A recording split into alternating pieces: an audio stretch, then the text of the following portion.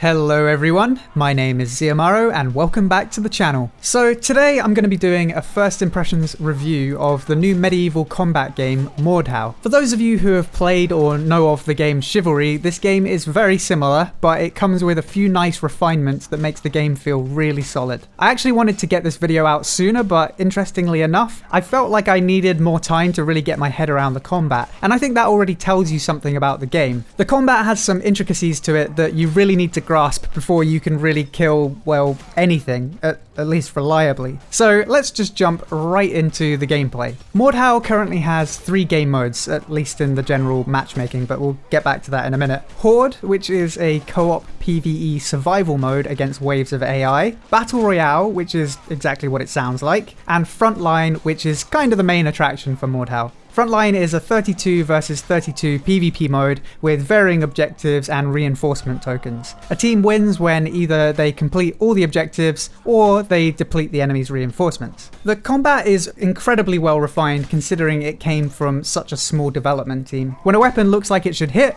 it hits. And it hits in the exact place it looks like it should hit. If you stab someone in the neck, they take damage to the neck. If you cut their leg gets slashed. It's worth noting though that you can't chop someone's leg off to make them limp or something. That would be cool, but it's not a feature in the game. But hey, it's not supposed to be a simulator. The other cool thing about the weapon physics is the fact that they can actually clash, which is very satisfying. If you and your opponent both make a right side swing, your weapons will clash. Likewise with a stab, your swords can clash. You can also block attacks with your weapon or shield, and the timing of it feels really great. You can actually survive a surprising amount of enemies if you time your blocks and parries correctly. But to counter that, there are a bunch of feints and fake out maneuvers your enemy can make to throw your timing off. For example, you can make it look like you're going to go for a slash and then morph it into a stab, possibly causing them to parry at the wrong time. Another great feature is the character customization. Not only can you create a character that looks the way you want, but you can also give them any combination of weapons, armor, and perks as long as it fits within the points allowed. You can have light, medium, heavy, or no armor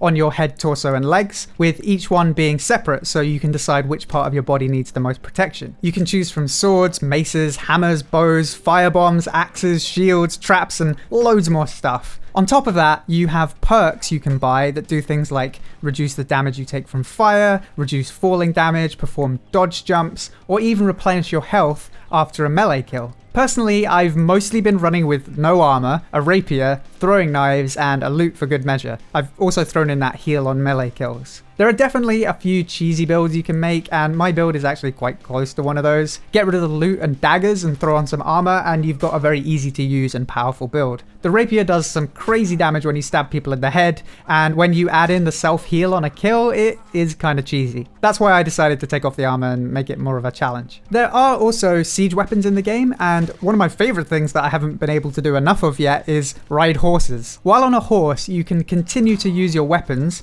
including bows, so if you've ever dreamt of being a Mongol, you can totally do it. Seriously, the combat and character customization has enough depth in it for me to recommend the game on that alone. And I guess that brings me to one of my main criticisms. Right now, that character customization and combat depth is pretty much all the game has. I mentioned the 3 game modes earlier. Of those 3, only one of them allows you to use your created character classes. Co-op and Battle Royale are fun and all, but at least for me, this game is all about fair PvP. And there's only one game mode that offers that in the general matchmaking. You can actually play deathmatch, team deathmatch, and skirmish on private servers, but it definitely feels like those should be added to the official matchmaking options. By the looks of things, there are official servers for the other game modes, but you can't just tick them under matchmaking and go. I know it's hardly any effort to just go to the server browser and join deathmatch. I mean, I grew up with nothing but server browsers, so it's hardly an alien thing for me, but come on guys, it's 2019. Back to the positives though, one thing that the game does do very well is the tutorial. They give you a pretty lengthy tutorial that gives you a really good idea of what you're doing in pretty much all aspects. It goes through bows, melee,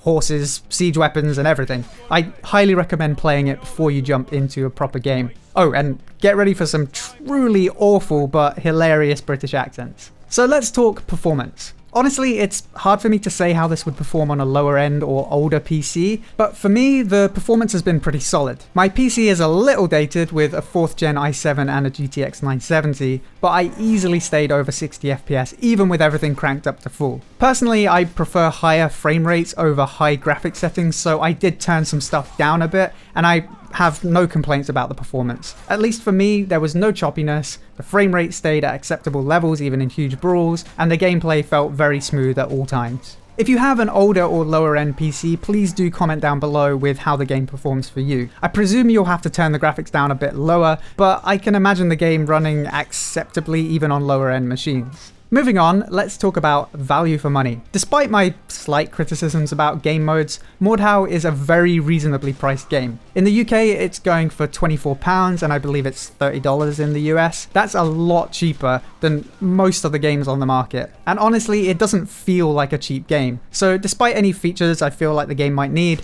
the value for money is incredible. I can say with certainty that if the idea of medieval combat sounds good to you, you will definitely get your money's worth. If you ever played and enjoyed Chivalry, I think buying this game is a total no-brainer. They've taken pretty much everything that was good about that game and refined it. I think there's still room to grow, more game modes, more weapons and stuff like that would be really cool for the future, and I'm sure that's going to happen, but for just $30, I really don't think you can go too far wrong with Mordhau, so just give it a go. I hope you enjoyed this video. If you did, then please feel free to subscribe for more gaming guides, news and discussion. And don't forget to check out the links below to Patreon, Discord and Twitch. Until next time, thank you for watching, and I'll see you soon. So this is a new strategy that I'm working on called the honey pot. I lure the enemies with my topless, ripped physique, and hopefully the distraction will be enough for my team to do something with it. Come on, hit me! Hit me! Try and hit me! Come on! Oh! Oh god! Hey, alright! What do you think of this? Alright, take two. Let's act like these guys are just AI. Just draw aggro. I think someone's following me. Come get me! Woo! There's actually a guy following. It's working! Oh. I don't actually know where I'm going. I didn't think this through. Huh? He's telling me to stop. Oh look, he's doing the friendly dance. Oh wait, look. I've got an ally coming up behind. Wait for it. Wait for it. And stab!